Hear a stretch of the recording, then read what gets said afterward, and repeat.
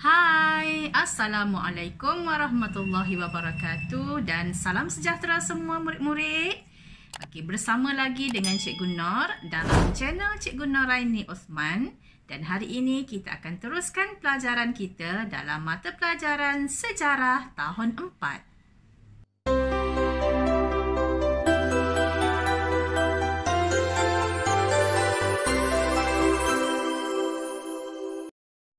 Baiklah murid-murid, cuba murid-murid perhatikan gambar yang tertera di sini.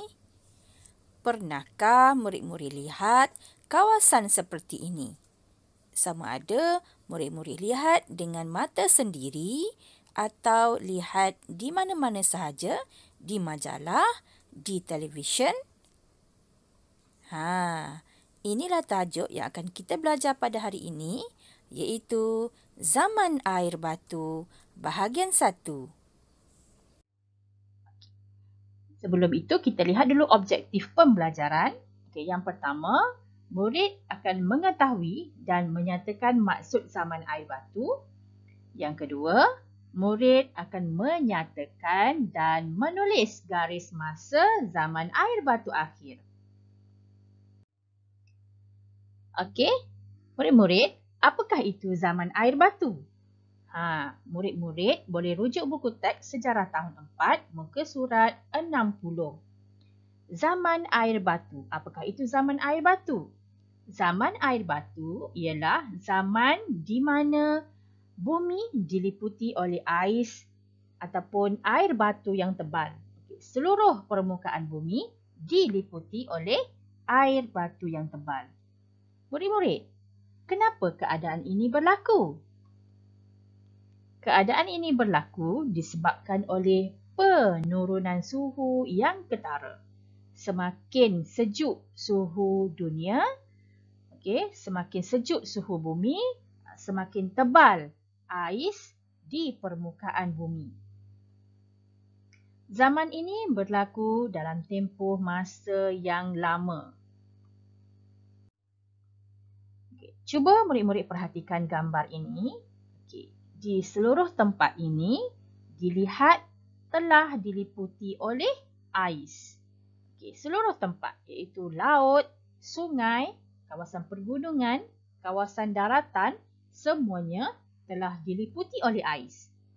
Cuba murid bayangkan bagaimana keadaan hidup kita sekiranya semua kawasan di sekitar kita masih diliputi oleh ais.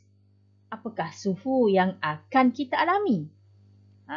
Semestinya suhu yang sangat sejuk yang akan kita alami sekiranya seluruh tempat di sekeliling kita masih diliputi oleh ais.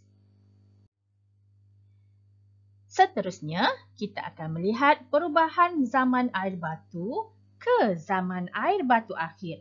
Cikgu akan menggunakan garis masa untuk membantu murid-murid memahami bagaimana berlakunya perubahan zaman air batu ke zaman air batu akhir. Mula-mula berlakunya zaman air batu.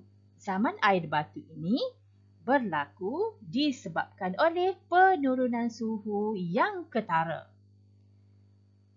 Kemudian, apabila peningkatan suhu bumi berlaku, zaman air batu akhir pula yang berlaku.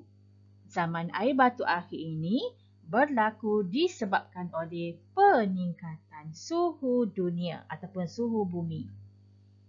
Jadi cikgu berharap murid-murid boleh faham bagaimana, apakah sebab berlakunya zaman air batu ke zaman air batu akhir. Seterusnya, zaman air batu akhir.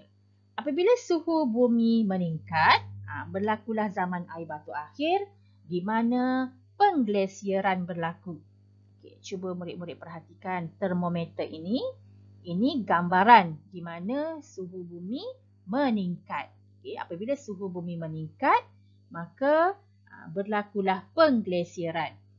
Cuba murid-murid perhatikan dalam bulatan yang cikgu sediakan di sini. Inilah proses pengglesieran di mana air batu pecah dan mencair.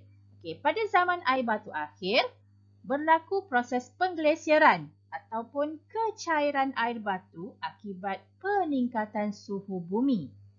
Dan akibat daripada berlakunya proses pengglesieran ini, pencairan air batu berlaku dan ais yang cair tadi, ais yang cair menjadi air akan mengalir ke laut dan ia telah menyebabkan paras air laut meningkat. Baiklah murid-murid, kita hendak melihat apakah itu pengglesieran. Pengglesieran ialah satu proses di mana bongkah air batu yang pecah dalam bentuk yang besar, kemudian ia bergerak perlahan dan mencair di permukaan bumi ataupun laut. Sekiranya air batu yang pecah itu cair di permukaan bumi, ia akan mengalir masuk ke laut dan paras air laut akan meningkat. Murid-murid boleh perhatikan gambar yang cikgu bulatkan ini. Ini ialah bongkah ais ataupun bongkah air batu yang telah pecah dalam proses pengglesieran. Okey, seterusnya cuba murid-murid perhatikan gambar aiskrim ini dan air batu ini. Apabila ia dikeluarkan daripada peti ais, ataupun peti sejuk, aiskrim dan air batu ini dalam keadaan yang beku, yang keras. Apabila ia didedahkan dengan suhu yang agak tinggi ataupun suhu yang panas, aiskrim dan air batu ini akan mula mencair. Ia akan mencair. Begitulah proses pengglesieran berlaku. Begitulah proses pengglesieran berlaku.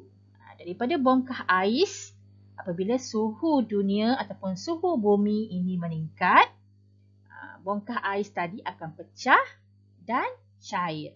Itulah yang dinamakan proses pengglesieran. Dalam sejarah dunia, zaman air batu berlaku sebanyak 5 kali. Zaman air batu akhir berlaku pada kala Kuartener yang terbahagi kepada 2 epok ataupun 2 zaman, iaitu yang pertama epok Pleistosen ataupun zaman Pleistosen dan yang kedua epok Holosen ataupun zaman Holosen. Mari kita lihat satu persatu. Epok Pleistosen, di sini pada epok Pleistosen ini berlakunya zaman air batu.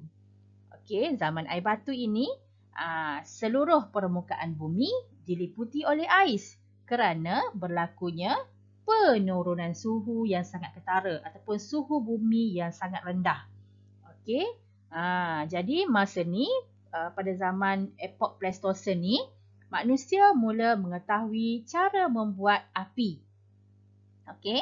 Dan tanah dataran ataupun permukaan bumi menjadi lebih luas kerana ia diliputi oleh ais.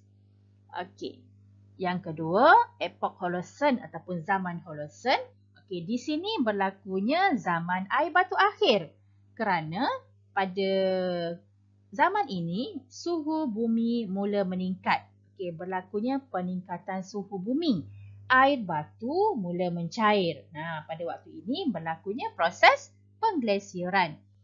Paras air laut meningkat dan pada masa ini juga, pada zaman ini juga berlakunya perubahan bentuk muka bumi. Pada zaman air batu akhir ini berlakunya perubahan bentuk muka bumi. Jadi bila air batu dah mencair, jadi bentuk-bentuk muka bumi dapat dilihat dengan lebih jelas. Seterusnya kita hendak melihat garis masa zaman air batu akhir yang berlaku pada kala Kuartener. Cuba murid-murid perhatikan. Epok Pleistosen ataupun zaman Pleistosen berlaku bermula pada tahun 2.5 juta tahun dahulu. Bermula sejak 2.5 juta tahun dahulu hinggalah 11,700 tahun dan zaman epok Holocene pula berlaku sejak daripada 11,700 tahun dahulu hinggalah sekarang. Okey, jadi dapat disimpulkan bahawa pada zaman sekarang ini, zaman yang kita sedang hidup ini adalah pada zaman epok Holocene. Okey, terdapat 3 jenis haiwan yang hidup pada zaman air batu, iaitu harimau bertaring lengkung, sloth dan mammoth.